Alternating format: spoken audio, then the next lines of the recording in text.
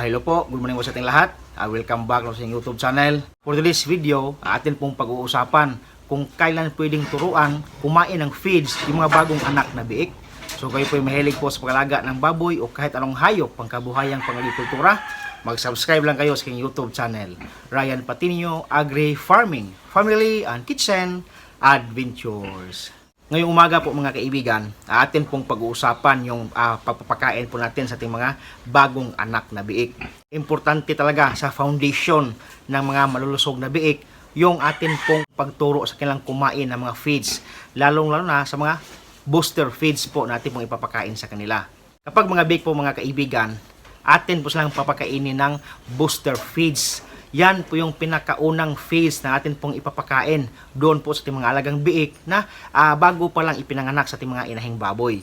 Angkop po yan sa mga biik na bagong panganak pa lang. Kasi po, yung mixture niya ay more on protein. At saka yung panlasa ng booster feeds ay iba po sa ibang feeds. Kaya, yung mga biik po na kumakain ng booster feeds, mayroon po yung tinatawag na appetite enhancer. Kaya kapag inaamoy nyo po yung booster feeds mga kaibigan, para siyang lasang gatas o meron siyang feeding na inahalo sa kanila na tinatawag na appetite enhancer para po ganahang kakain yung mga biik. Kapag ang ating inahing baboy po ay nanganak na, atin pong tuturuan kumain yung mga biik ng nasa minimum of 5 days mula po na sila ipinanganak. So sa mga panahon na iyan, dapat simulan na nating turuan kumain ng feeds. I-orienta po natin yung mga biik doon po sa booster feeds na atin pong ipapakain sa kanila. Marami pong paraan yung pagtuturo ng pagpapakain ng booster feeds doon po sa mga biik. At 5 days kasi po mga kaibigan, yung mga biik niyan ay malakas na po yan. At saka yung mga nguso nila, umaamoy na po sa mga paligid ng kanilang kulungan, parang nilalaro na po nila yung kanilang isa't isa, pagkatapos dumede po sa kanilang mama pig. So ito po yung mga pamamaraan kung paano nyo turuang kumain yung mga biik nyo na nasa 5 araw pagkatapos ipinanganak. Unang paraan po mga kaibigan na maturuan natin kumain ng feeds yung mga biik ay tayo po'y maglagay ng mga feeding container doon po sa sulok ng farrowing pen.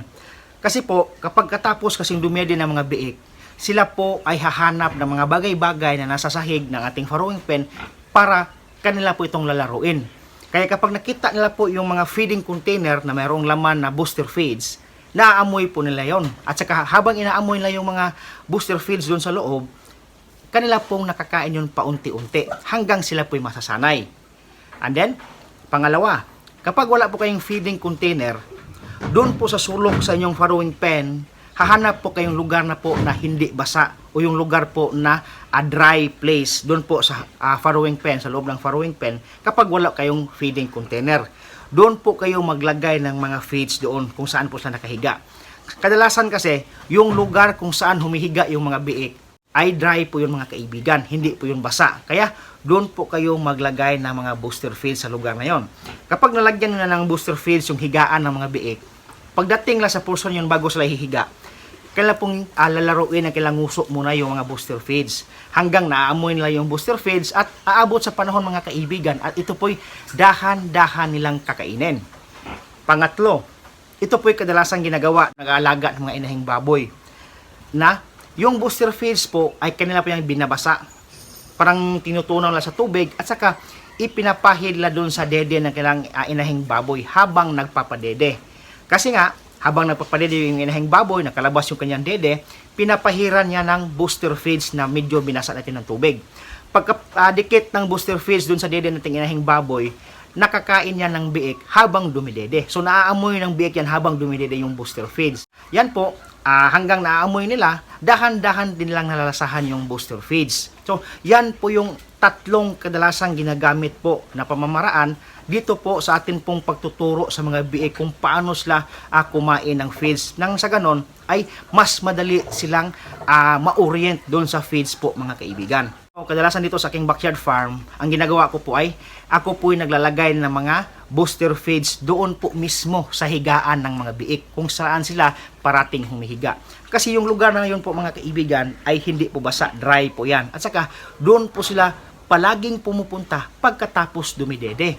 At hindi po marumi yung lugar na yon kasi nga po hindi po doon tumatay yung biik at hindi din po doon umiihi yung biik. Kaya nga dry yung lugar na yon kasi doon po sila humihiga. So doon po ako naglalagay ng booster feeds. So after lang dumede sa kanilang mama pig, pupunta sila doon sa kanilang higaan bago sila humiga.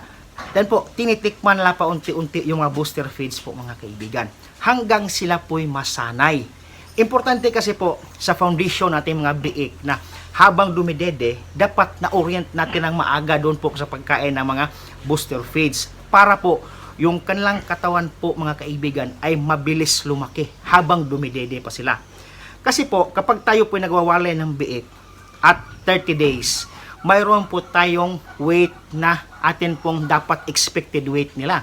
So dapat pagwalay ng biik at 30 days, ang expected weight po nila ay nasa 10 kilos pataas na po mga kaibigan at 30 days. Yan po yung winning date natin kapag tayo po ay nagwawalay ng mga biik.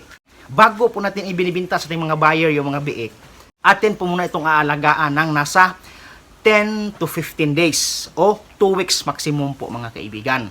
Para po ma-orient natin ng mas maayos sa pagkain ng pre-starter feeds yung mga biik. Kaya nga po kapag yung biik po ay naturuan po natin ng kumain ng mas maaga, habang dumidede po, sila po ay kumakain ng booster feeds. So, ang kanila pong ginagawa ay kain, dede, kain, dede. So, pagdating ng 30 days, minsan yung iba po ay nasa almost 15 kilos na po yan at 30 days. Kapag yung biik po ay atin na pong inidispose sa ating mga buyer at 45 days, yung mga biik po mga kaibigan ay nasa 15 to 20 kilos na po yan. So, yung mga buyer po natin ay pabalik-balik po yan sa ating kukuha ng biik. Kasi nga po, yung ating disposal weight po ay malalaki at mabibigat na biik at the rate of 4,000 pesos per biik po dito sa aming probinsya po mga kaibigan. Yan po yung tamang diskarte para yung biik po natin pong ibibinta sa ating mga buyer ay malalaki at mabibigat at the age of 45 days. Dapat importante talagang maturuan ng mas maaga ng pagkain ng booster feeds po doon sa ating mga biik pagkatapos lang may anak po mga kaibigan. So yan po ating vlog ngayon. Sana naman po ako nakapagbigay sa inyo ng kaunting kalaman tungkol po kung kailan pwedeng turuan kumain ng booster feeds ang mga bagong anak na biik po mga kaibigan. Hanggang dito na lang po at maraming salamat po sa inyong panonood. Happy farming po mga kaibigan. See you next time. Bye-bye.